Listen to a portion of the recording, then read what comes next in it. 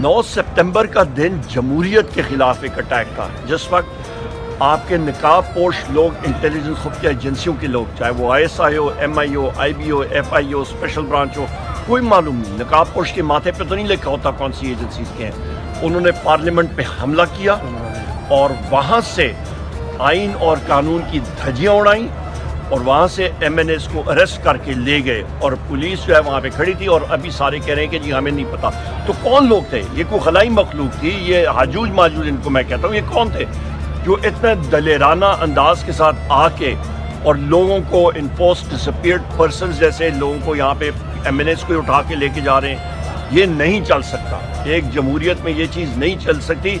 बस हो गई है, इनफ इज़ इनफ। और हम लोग ये मुतालबा करेंगे कि इन एजेंसीज के डायरेक्टर जनरल्स के खिलाफ स्पीकर ने कहा है कि जी हम लोग FIR मैं दर्ज कराऊंगा।